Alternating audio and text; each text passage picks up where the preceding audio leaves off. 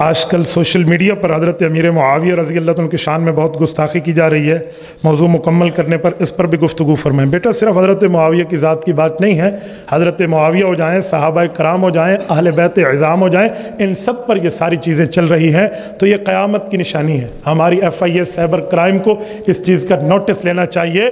قرآن حدیث پاک میں ہے، جامع ترمذی جلد نمبر 2 ابواب الفتن باب ما جاء فی علامات الساعہ میں حضرت علی المرتضیٰ کی روایت رسول پاک نے فرمایا وَلَعْنَ آخِرُ هَذِهِ الْأُمَّةِ أَوَّلَهَا فَلْيَرْتَقِبُوا عِنْدَ ذَلِكَ رِيحًا حَمْرَاءَ وَزَلْزَلَةً وَخَسْفًا وَمَسْخًا وَآيَاتٍ تَتَابَعُ كَنِظَامِ بَالٍ قُطِعَ سِلْكُهُ فَتَتَابَعَ.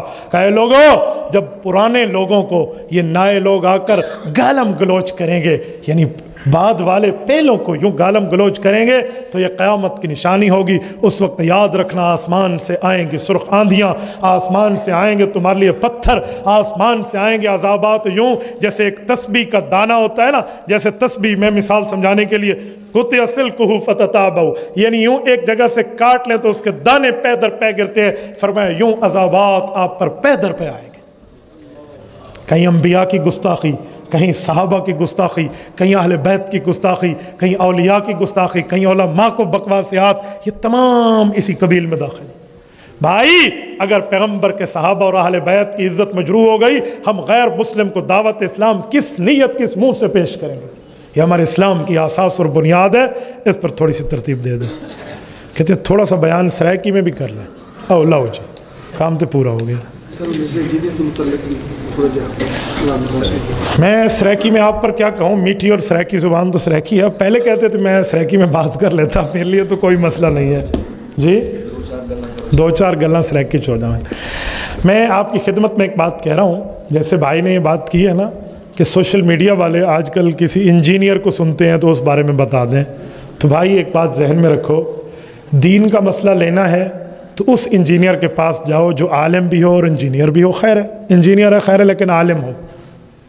تو جو صرف انجینئر ہو وہ عالم نہ ہو تو پھر وہ گھر کا نقشہ تو بنا کے دے سکتا ہے، اسٹرکچر تو آپ کو بنا کے دے سکتا ہے، تھلی تو آپ کی سیدھی ہے ٹیڑھی ہے بتا سکتا ہے، گلی آپ کی سیدھی ٹیڑھی بتا سکتا ہے. دین کا مسئلہ وہ نہیں بتا سکتا. مرزا علی انجینئر جسٹ وداؤٹ عالم، صرف انجینئر ہے، عالم نہیں ہے. عالم اور انجینئر ہو تو ہمیں حضرت جی پیر ذوالفقار احمد نقشبندی دامت برکاتہم انجینئر پلس عالم ہے. انجینئر بھی عالم ہے، دنیا سلام کرتی ہے، کوئی مسئلہ نہیں ہے. لیکن ایک بندہ صرف انجینئر ہے تو اس انجینئر نے جھوٹ بولنے ہیں، اور ایسے ایسے جھوٹ.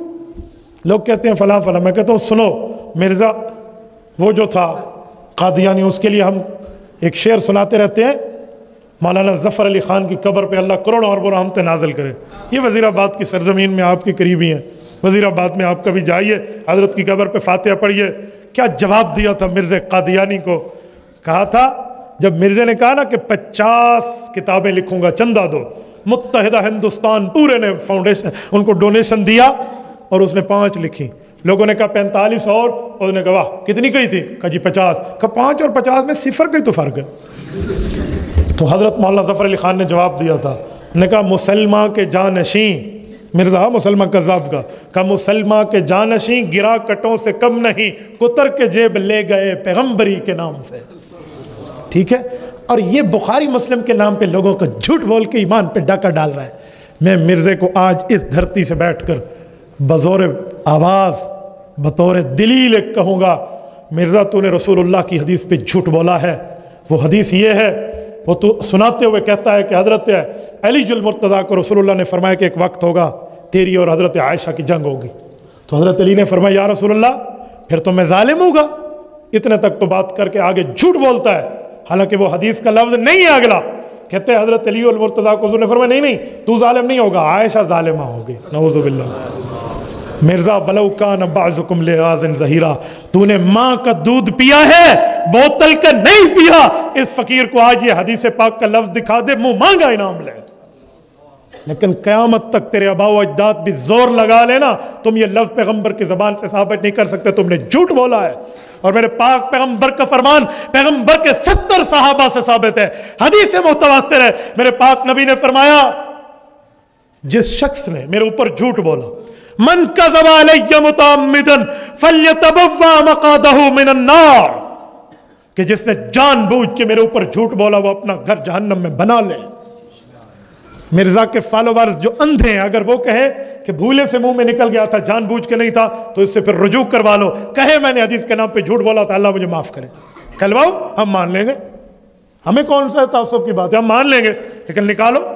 کیسے جھوٹ بولتے ہیں صحیح بخاری اور صحیح مسلم کے نام پہ، آپ کے سامنے بڑے بنتے ہیں، رب گواہ ہے، میرا واٹس ایپ موجود ہے، ان کے لڑکے منت اور ترلے کرتے ہیں، مفتی صاحب آپ کیوں ان چکروں میں پڑ گئے ہو، مرزا نو کام کرنے دو، کیوں اس کے خلاف کلپ لاتے ہو؟